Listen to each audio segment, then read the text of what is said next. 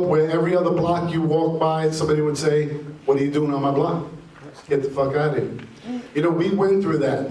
They basically showed us in film our life. So we were lucky enough to have a movie that kind of represented the things that we went through.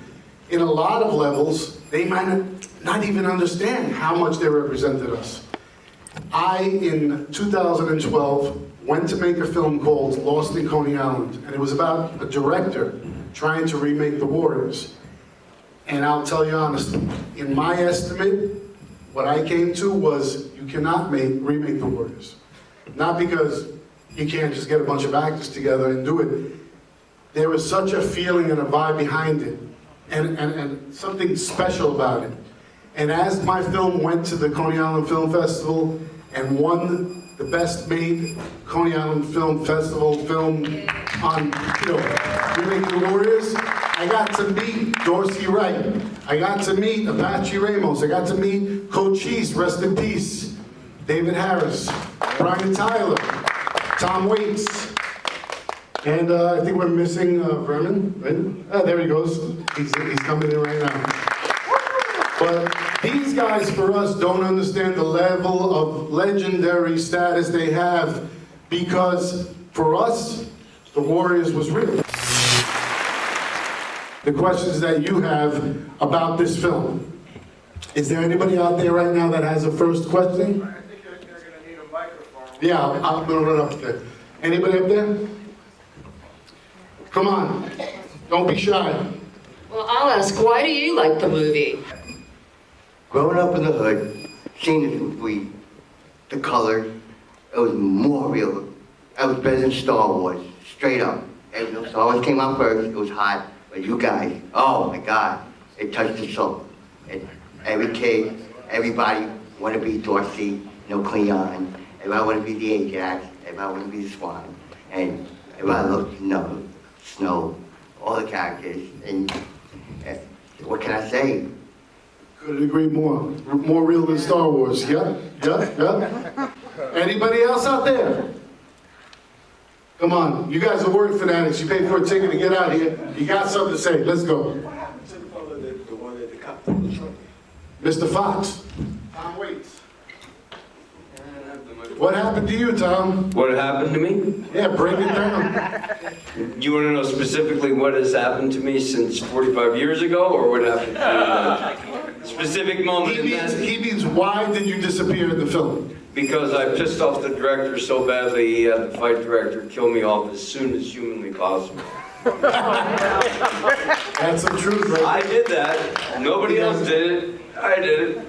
And yes, I was a big, huge pain in the ass, and after 7 weeks, he'd had enough of me. I think my ex-wife felt that way. But anyway, yeah, so they had me killed off, and they grabbed a grip on set by the name of Steve, a very nice guy, and they put a red afro on him, and they shoved him in front of a train, and they called my agent and said they didn't want you back. And it broke my heart. It was one of the biggest mistakes of my life. Answer your question. Anybody else out there have a question? I'm sure there's many. Come on. Hold on. After that, after what happened after that? It was just over with. Is the same person asking me that? For this movie, yeah, he wants to know. No, after that, it was just over for you. You didn't do any more movies. Oh no, I went on to do a lot of stage and movies, and a movie of note is called The Thing. Yeah. Yes. And I played Windows, thank you very much. And I did American Buffalo with Al Pacino, and I was on Broadway 5 times, and I've been in Law and Order 7 times. And I'm an acting teacher, and I'm a musician, and a songwriter, and I made my own film called Target. Rent it, it's on Amazon Prime. It's a post-pandemic sexual comedy. That's what happened to me. Anybody else out there got a question for one of these legends? Right here. This gentleman, what's your name? How's it going? The name is Kai. Just want to say you are legendary, all of you. We're grateful for all the things you have paved the way for New York culture. The gang scene, everything in the movie was so iconic. I've watched this over and over and over since I was a young kid. I wanted to ask about the fight sequences, what kind of training, you know, stunt, that kind of stuff. What was the background? I think I worked with Dorsey, Ryan, and Brian Tyler in some fight scenes. We were mostly chosen because of the physical nature of the film. And we were, of course, in our prime. We have all had certain types of training. I actually trained judo and taekwondo.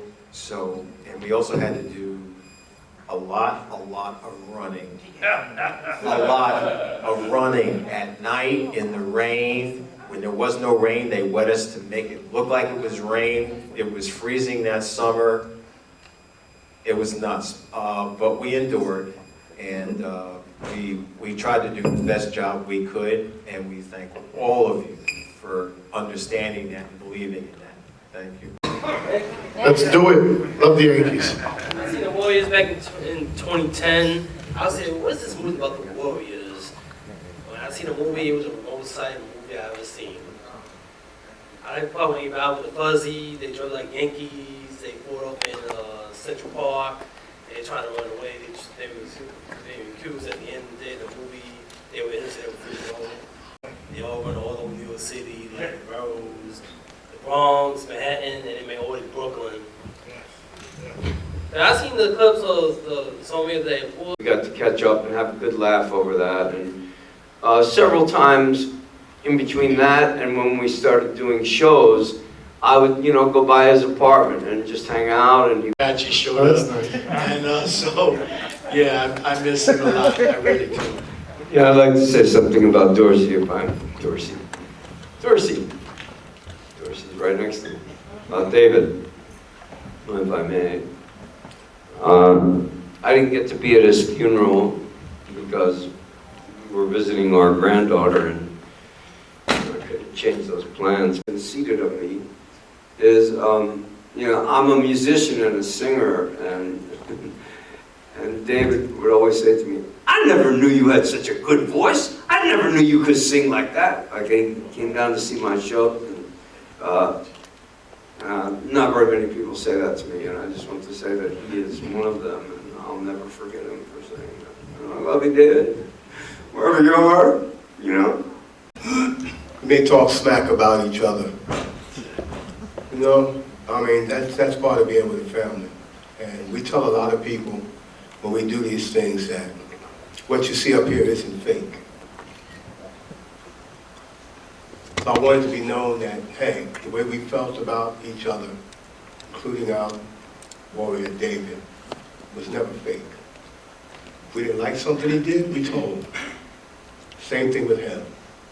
But we understood each other. In other words, if you don't have a thick skin, you can't hang with us. We're not going to sugarcoat it for you. We're not going to tell you, oh, you're the greatest thing since sliced bread. You mess up, we're going to tell you, you messed the hell up. And you're pissing me off. That's why we can deal with each other. So no, everything wasn't always roses, but it wasn't always a fight. And at the end, we all realized that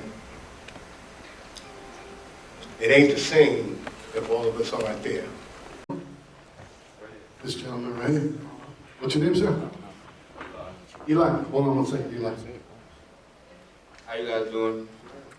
I just wanted to give y'all my condolences about y'all loss. I'm really sorry about that. I know y'all was close to him. I'm sorry to hear that. I wanted to ask, how many of y'all are actually from New York? Born or living? Born. Born in Brooklyn, raised in the Bronx, and that's why my blood type is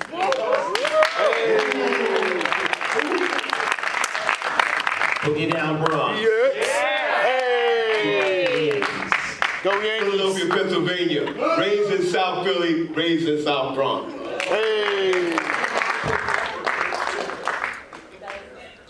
And also another question I had, what happened to Cleon? Did Cleon die? stuff like that. And they always say, damn Apache, I wish I was in the Warriors. You know, it's just, it means to even be a small part of this that means so much to so many people. It's just a wonderful blessing that I was able to walk in accidentally. You'll be